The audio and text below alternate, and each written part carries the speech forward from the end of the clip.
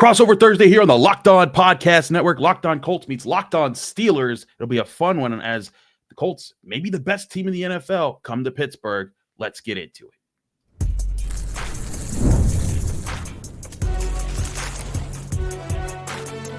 You are Locked On NFL Crossover, part of the Locked On Podcast Network.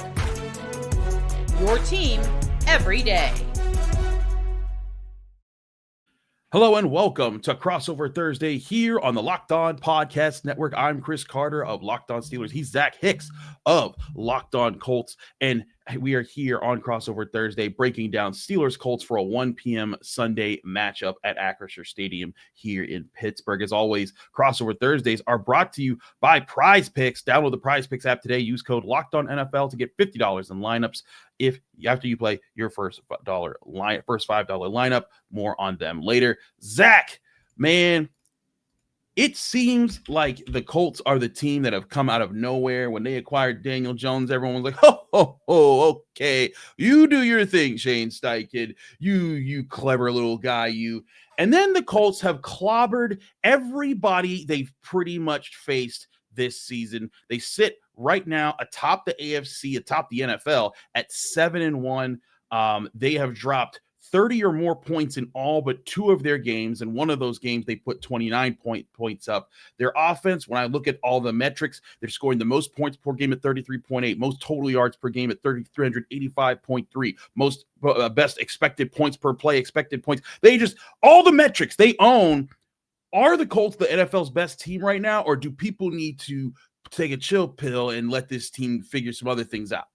Yeah, I'm fine with people saying like a top 5 team in the NFL. Like there is certainly if you ever want to argue the Chiefs being up there, they're the Chiefs. They're in the Super Bowl every single year. If you want to put the Rams above them, the Rams beat them, earlier in the season. I get it. But I do think there are a lot of people not buying this Colts thing still. I mean, we still see some national media guys saying that it's going to fall off eventually.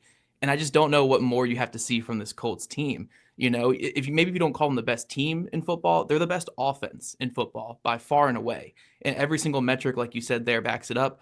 And yeah, they've played a lot of bottom feeders this year, but they've made them look like bottom feeders when they play them. They're beating them by 3+ scores every time they play them. And then when they've played teams that are in the playoff picture right now, they're 2-1 with a 10+ point differential. They beat the Chargers by 2 scores on the road. Mm-hmm. They beat the Broncos earlier in the season, put up 29 points on probably the best defense in football with the Broncos.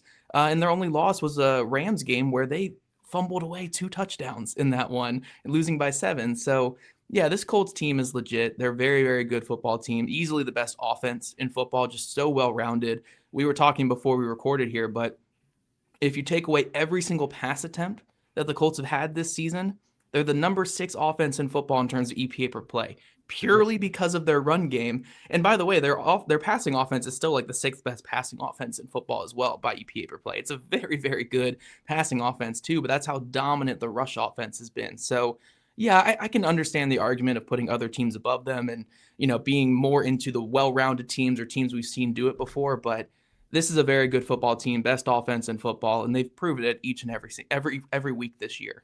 Look, the Colts' biggest tests are still to come. I think the Steelers have been a decent team for most of the season. The last 2 weeks, they've really not been good defensively. But certainly, the Colts win this game. They get that. I think they're going international against the Falcons. They get a bye week, but then they get to play the Chiefs in Kansas City. And I think especially if the Colts win these next 2 games, all eyes are going to be on that game to be like, all right, who's really top dog in the AFC right now? But I look at this, and we're going to continue this over the next segment too. But I look at this matchup, and I see if the Steelers defense was what it had been for the past several years, this would be a very intriguing matchup because the Steelers defense, each of the last 3 years, has been a top 10 unit, and Shane Steichen's taken advantage of it, albeit against teams that were quarterbacked by backups and Mitch Trubisky and Justin Fields. But this would have been a key matchup. But the problem is right now, the Steelers defense is struggling mightily. And that's kind of the story of the team right now. We spent pretty much every day this week talking about the defense and what's going on there.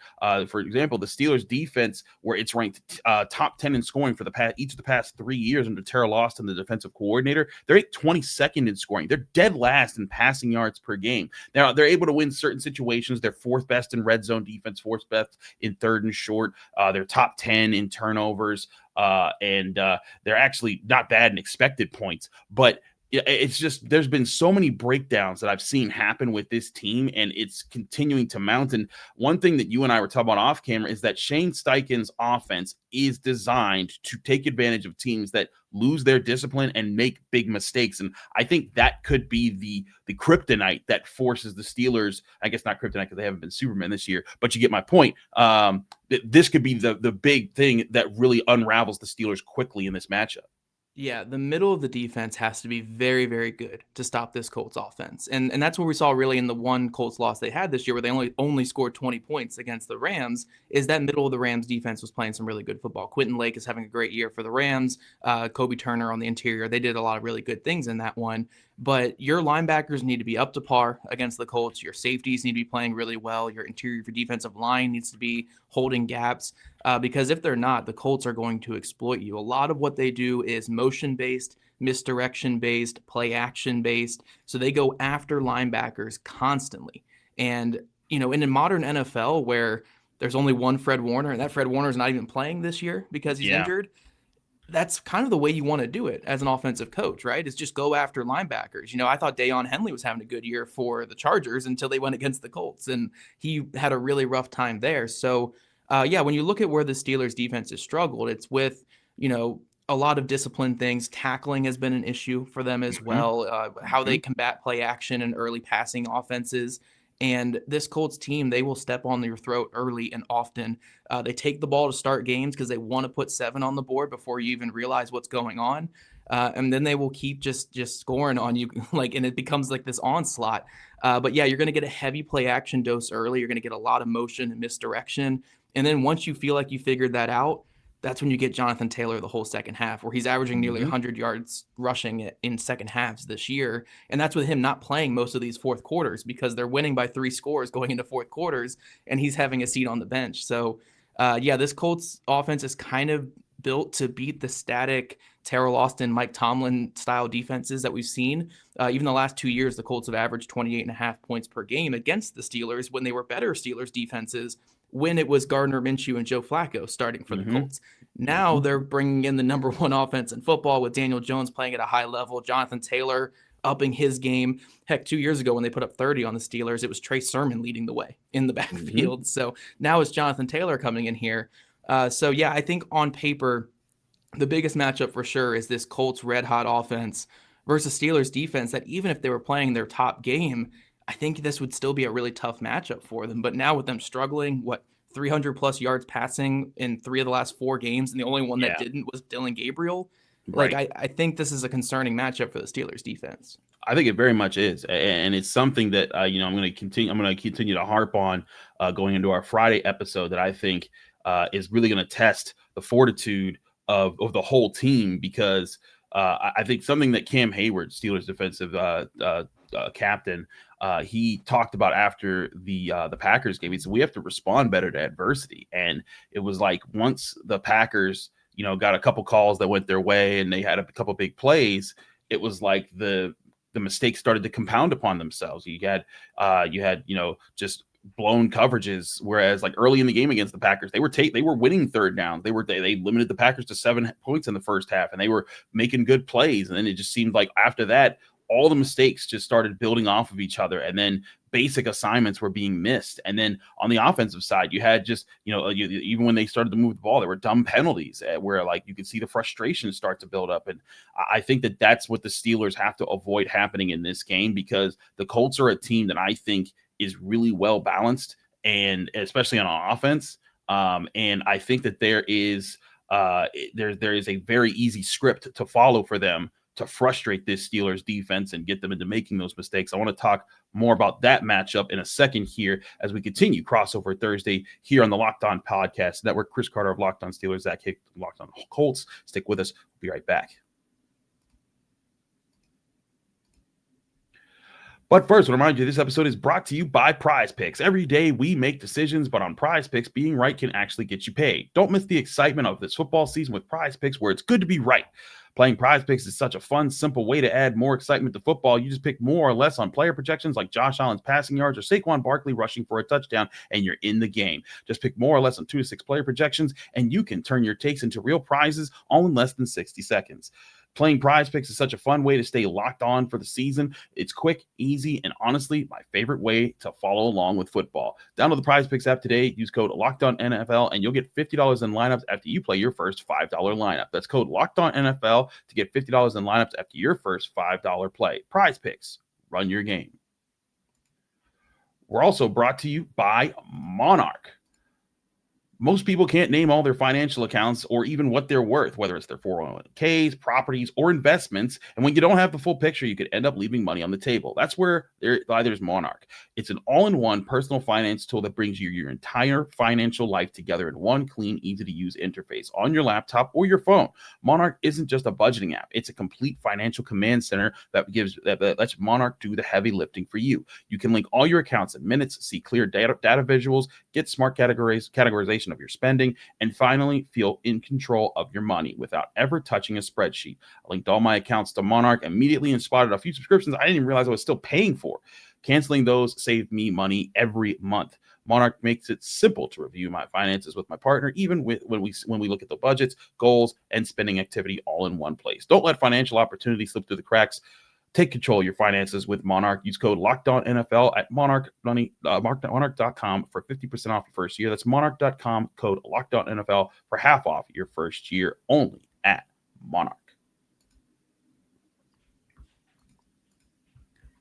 Zach, we're looking at this matchup a bit more. It's Crossover Thursday here, Crossover Thursday with Locked On Steelers, Locked On Colts.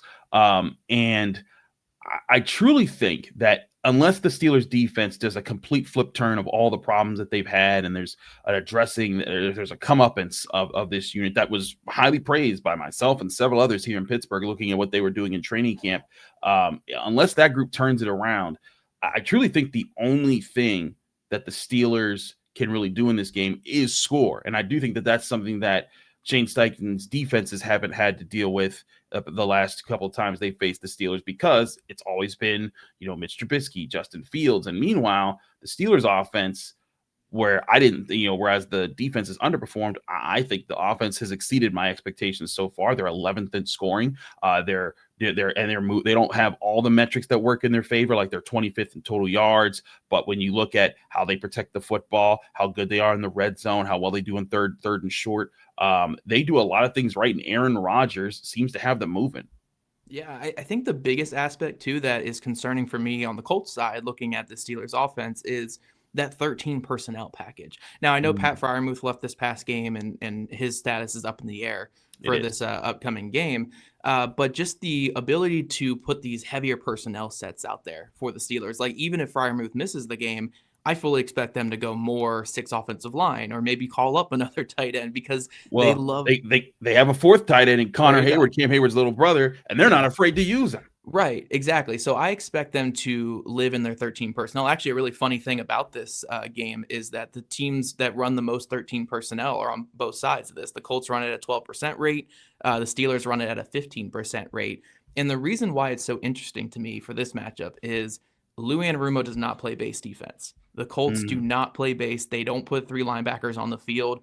Really, their only counter to heavier personnel sets is 5 defensive linemen and 1 linebacker in their nickel packages, right? It's like their grizzly front is what they call it. So that will be key for just the Colts just trying to get that forward penetration against that 13 personnel. But it's interesting because, again, traditional thought is go more linebackers against heavy personnel sets, and that's how teams are able to throw against it. But on the flip side, because the Colts are kind of taking away the pass still by keeping lighter personnel groups on there, it leaves them susceptible to the ground game, where you could see these outside run plays behind the 3 tight ends be really successful. You could see these long stretch plays. And then once you get the ground game going with Aaron Rodgers has been really effective this year for the Pittsburgh Steelers. So, yeah, I think this game could have shootout in the makings just because of the way the Steelers run the football out of those 13 personnel and 12 personnel sets. Arthur Smith, we all know him here in Indy because of his time with the Tennessee Titans and what he was able to do with that ground game with Derrick Henry. So I do think this is going to be a new challenge for a defense that, again, they are so predicated on slowing down the pass and so focused on the pass game because, one, they have a big lead every single game. You don't really face the run very often. Mm-hmm. But because they're so predicated on that, if a team sticks with the run and goes with heavier personnel sets, they might be exploited on the Colts side of the defense because they want to be in nickel and they want to be in dime as much as possible. On those heavy sets, what the Steelers have been doing for the Colts fans that haven't had a chance to watch any of the Steelers games yet, they bring on Spencer Anderson, who's sort of a swing tackle for the Steelers. But with Isaac Seumalo going down last week, now he is kind of up in the air this week. He's their Steelers starting left guard. He's like the oldest guy on the offensive line. They have a lot of they have like 3 second-year starters and one guy, Broderick Jones, in his 3rd year. But when Seumalo went down, Spencer Anderson became the backup guard, and then they couldn't deploy those heavy packages where it was 6 offensive linemen and an extra tight end and those things. But to your point, they are not afraid to throw out the heavier packages, and I wouldn't be shocked if they found a way to try to rotate Spencer Anderson in, even if he's the starting guard, have plays where they rotate someone else in to the guard position and have him go to that extra tackle spot because he's been so good there for the Steelers. And then on top of that, they have this guy named Darnell Washington, he's kind of officially he's number 2 tight end, but he's basically been their primary tight end because they love using him in the run game and they're not afraid to use him in the pass game. He's this 6'7" behemoth of a tight end. They say he weighs 260. He does not. He weighs like 300 pounds. And he's like a 7th offensive lineman out there. And so the Steelers seem content with pitching it out wide, letting guys like Jaylen Warren and Kenneth Gainwell use their speed and quickness to get out there. And they asked all of their linemen to pull. Broderick Jones, Troy Fautanu, Seumalo when he's healthy, Mason McCoy, all their guys, they pull and they hit in space well. And so I do think that'll be interesting to see how do the Colts try to counter that style of play. Yeah, the game script is going to be huge in this game because, again, the Colts take the ball off the opening kick. If they go down and get 7 on that first drive and maybe get Arthur Smith and that Steelers offense panicking a little bit and say, oh, we have to pass a little bit to keep up and get away from the running game, then it could really swing heavily in the Colts' favor. And this is what they've done to a lot of lesser opponents they played this year, where we're going to put up 14 on our first 2 drives. And if you have one mistake on your offense, you're all of a sudden in a 2-score hole. It's hard to climb out of that, especially, again, when the Colts offense is scoring at will. So a lot of this is going to be how much the Steelers want to stick to the run. Now, again, this is Arthur Smith. He's going to stick to the run. We know how he is. They could be down by 4 scores in the 4th quarter, and they'll stick to the run a little bit because that's just how he is. But, yeah, I think that's going to be a great matchup to watch for these 2 teams. And really curious to see what the Colts can do against Aaron Rodgers, where that ball comes out quick. It comes out hot. It's getting his guys able to run after the catch. And then DK Metcalf, I don't know if the Colts defense has this big time answer for him. Their number 1 corner with Charvarius Ward out has been Mekhi Blackman. And Mekhi Blackman, for, he's played fairly well this year. He's like 5'10", $180, $190 at best. That's hard to put on DK Metcalf. It would have been great to have Charvarius Ward for this game so you could put him on Metcalf. But it makes your defense have to be more aware of a player like Metcalf. So, yeah, I think this game has kind of shootout potential on paper. The biggest thing is just going to be splash plays and takeaways, sacks, penalties on offense. Those are going to be the only things that can keep these offenses off the board, and which offense can be a little bit more disciplined. The Colts defense, for all their warts and issues this year, are top 10 in sacks. They've got a turnover in every single game they've played this year. The Colts have a great turnover differential as well. So that's kind of where they've lived as a defense, where it's like, look, you're going to put up yards on us, especially in these garbage time in games or games where we're leading by 2 scores in the 4th quarter. We'll let you have a 10-minute drive to get to the red zone and kick a field goal or something, right? That's fine. But the big thing is just creating those opportunistic splash plays. I think that's what both these defenses want to do in this game, where it's like, look, these offenses are going to score 20-plus points for sure, but can we make that low 20s instead of mid-30s. Is going to be the big key by taking the football away, getting it back to our offense that has the advantage.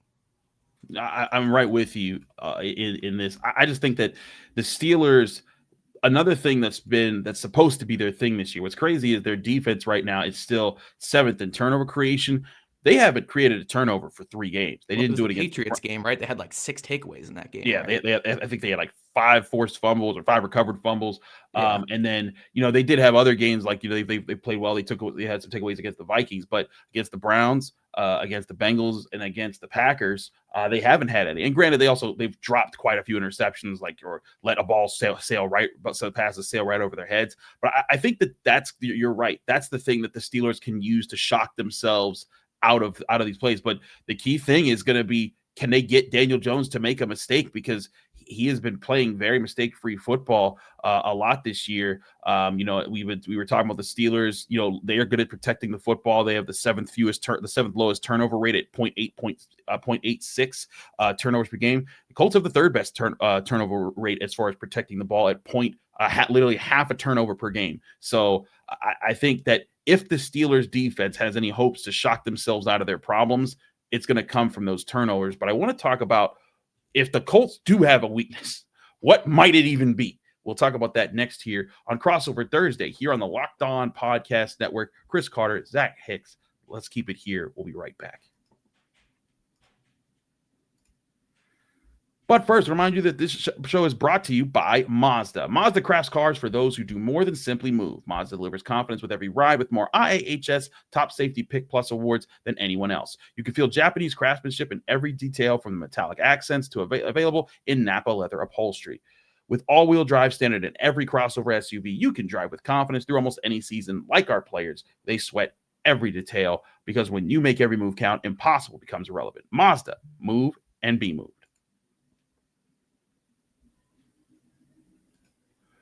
Back here on Crossover Thursday, here on the Locked On Podcast Network. I'm Chris Carter of Locked On Steelers. He's Zack Hicks of Locked On Colts.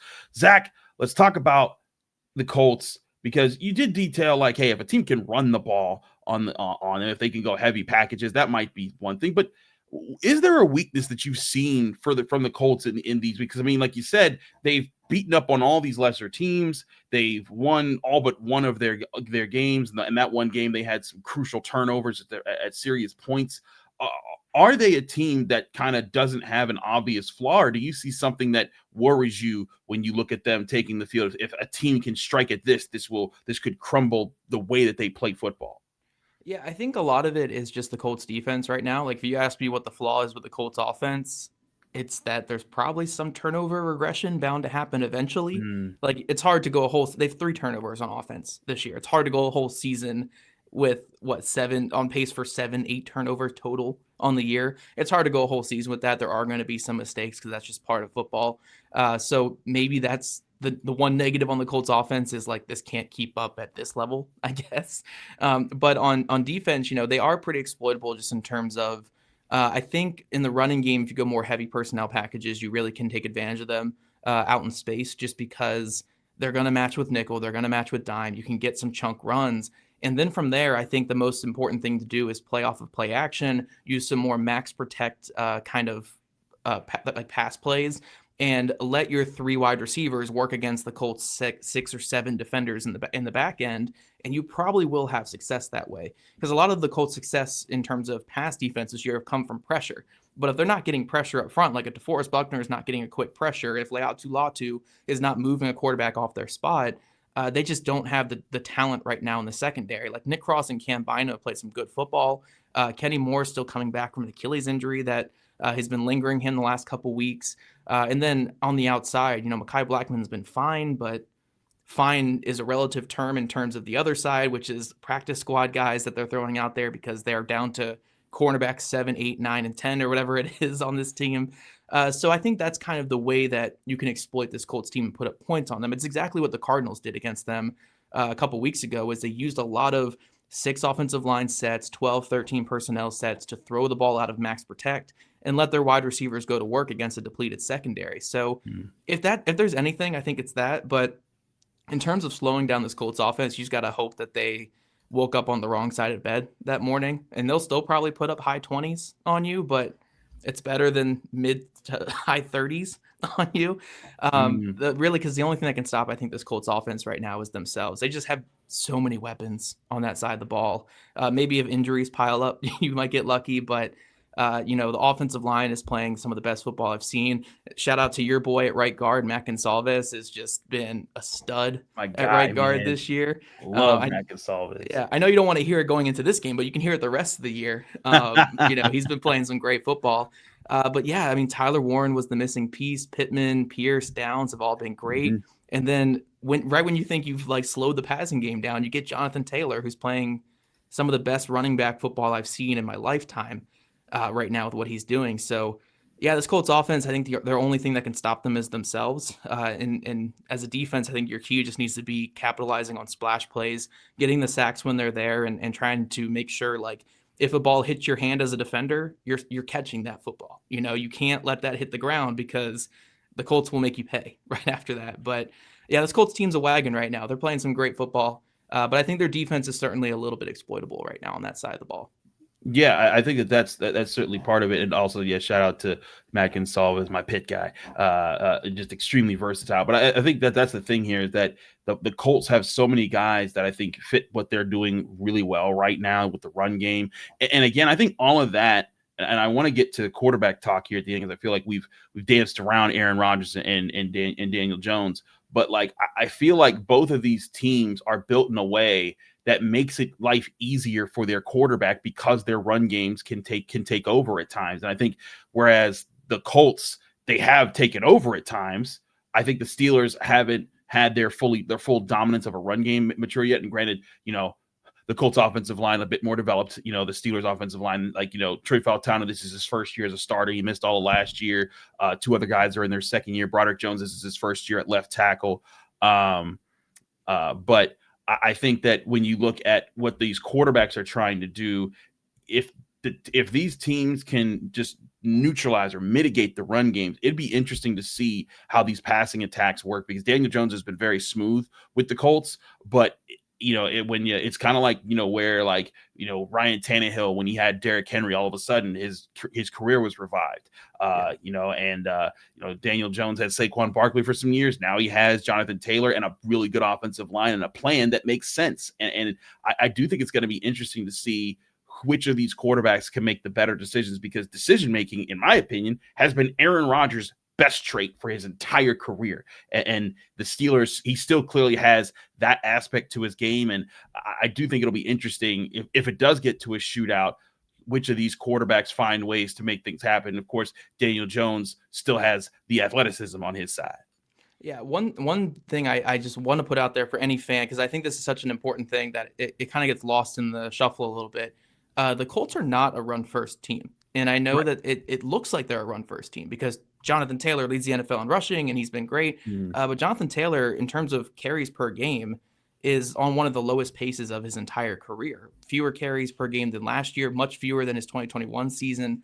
And part of that's because they're sitting him in fourth quarters because they're killing teams. But in the first half, he's averaging like under 10 carries in a half, right? A lot of it's coming in the second half when the passing game opens things up for him. So the Colts have been relying on Daniel Jones to be like their starting pitcher in a lot of ways. He comes out there, he builds up the lead by playing some really good football. And then when you have to give it to the bullpen, that's Jonathan Taylor. He's more of the bullpen on this team where, if we have to get him out there earlier, that's fine because he'll run away a game. But also he can carry the load and close out games as well.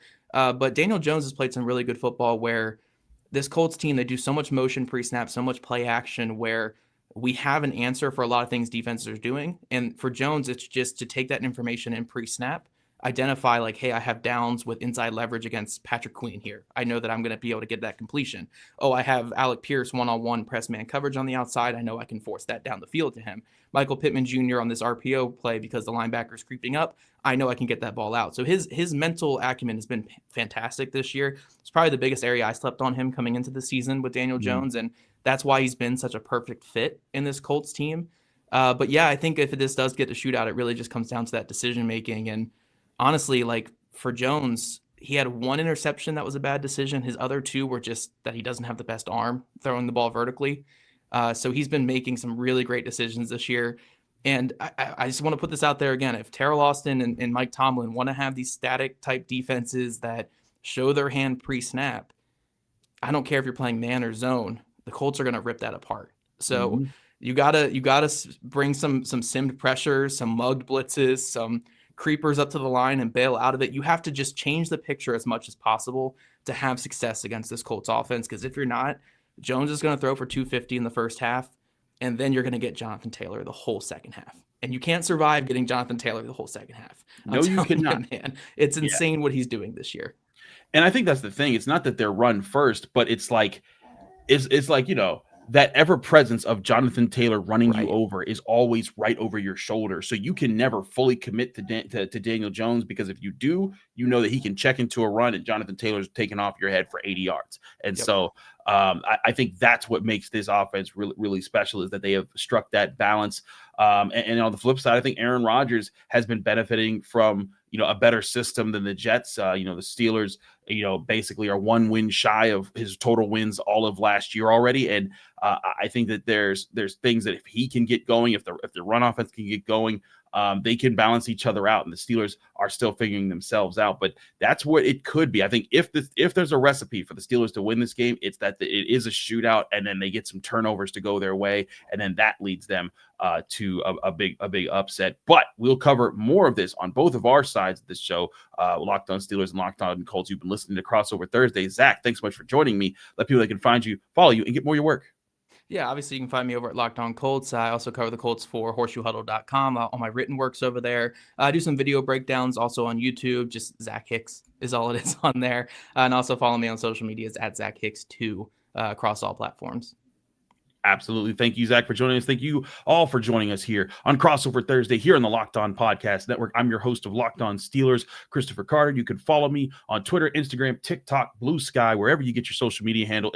My handle's at Carter Critiques. You can read my work in the Pittsburgh Post-Gazette by going to post-gazette.com, including a film study. If you want to see all the big problems of the Steelers defense, did a big one on Wednesday. Go check that out in the Pittsburgh Post-Gazette. You can also catch me here on the Locked On Podcast Network, just like you catch Zach. Be sure to subscribe to the Locked On Steelers and Locked On Colts podcast for our Friday episodes, getting you ready for this big Sunday matchup. We'll see you here on the Locked On Podcast Network.